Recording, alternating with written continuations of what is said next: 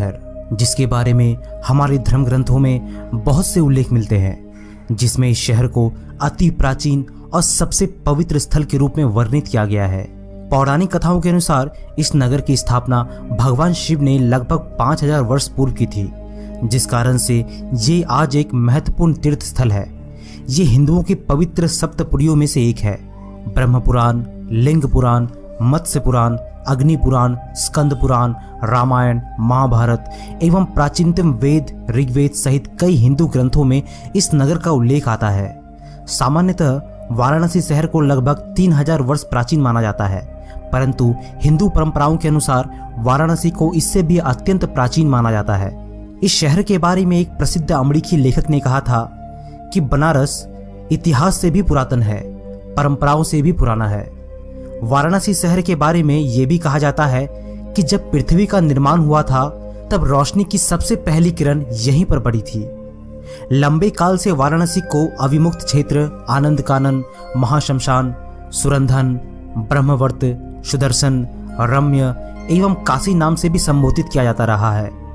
स्कंद पुराण के काशी खंड में नगर की महिमा बताई गई है, जिसमें भगवान शिव ने एक श्लोक के जरिए वाराणसी का वर्णन किया है।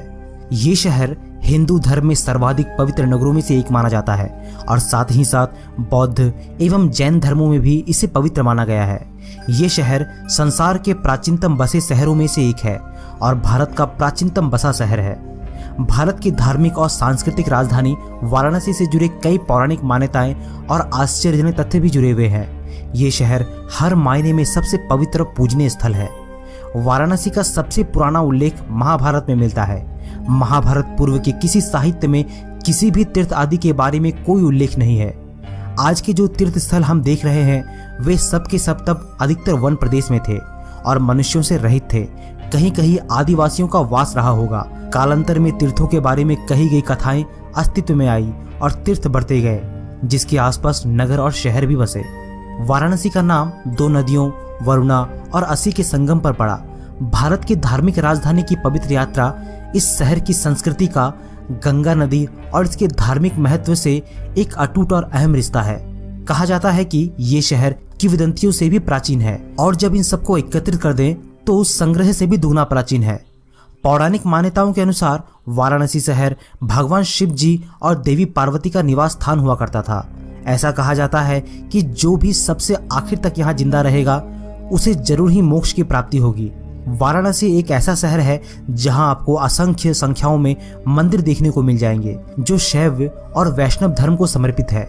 ये दोनों ही धर्म हिंदू धर्म के रूप हैं जो सद्भाव से यहाँ मौजूद है। यह जैन धर्म का भी एक प्रमुख केंद्र है क्योंकि 23वें तीर्थंकर पार्श्वनाथ का जन्म यहीं पर हुआ था। यहाँ लगभग हर एक चौराहे पर एक मंदिर तो आपको मिल ही जाएगा। ऐसे छोटे मंदिर दैनिक स्थानीय अर्चना के लिए सहायक होते हैं।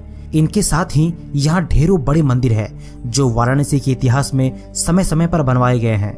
इसमें काशी विश्वनाथ मंदिर, अन्नपूर्णा मंदिर, काल भैरव, दुर्गा जी का मंदिर, संकट मोचन मंदिर, तुलसी मानस मंदिर, नया विश्वनाथ मंदिर, भारत माता मंदिर, संकटा देवी मंदिर व विशालाक्षी मंदिर प्रमुख है। कहा जाता है कि भगवान शिव जी काशी के परमात्मा है, इसीलिए इसी वजह से अन्य ग्रह भी अपनी मर्जी से यहाँ कुछ भी नहीं कर सकते जब तक शिव जी का आदेश ना हो। ऐसा कहा जाता है कि शनि देवता जब भगवान शिव की खोज में काशी आए थे तब वे उनके मंदिर में लगभग 7.5 सालों तक प्रवेश नहीं कर पाए थे। आप जब भी कभी काशी विश्वनाथ मंदिर में जाएंगे, मंदिर के बाहर ही आपको शनि देव जी का मंदिर दिख जाएगा। ये शहर आध्यात्मिक केंद्र के साथ साथ आयुर्वेद और योग के प्राचीन समग्र चिकित्सक विज्ञान से भी जुड़ा हुआ है। वाराणसी धार्मिक शहर होने के साथ साथ शिक्षा और संस्कृति का भी प्रमुख केंद्र है।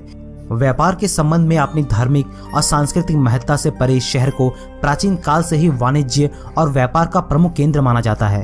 यह मुख्यतः सोने और चांदी के किए हुए काम और बनारसी सिल्क साड़ियों के लिए जाना जाता है। वाराणसी क्षेत्र में कई गौरवशाली प्रतिभाओं ने जन्म लिया, जिसमें कई दार्शनिक, कवि, लेखक, संगीतज्ञ वाराणसी में ही रहे, जिनमें वल्लभाचार्य, रविदास, स्वामी रामानंद, तेलंगी स्वामी, शिवानंद गोस्वामी, मुंशी प्रेमचंद, जयशंकर प्रसाद, आचार्य रामचंद्र शुक्ल, पंडित रविशंकर, गिरिजा देवी, पंडित हरिप्रसाद चौरसिया एवं उस्ताद बिस्मिल्लाह खां। गोस्वामी तुलसीदास जी ने हिंदू धर्म का परम पूज्य ग्रंथ रामचरितमानस यहीं लिखा था और गौतम बुद्ध ने अपना प्रथम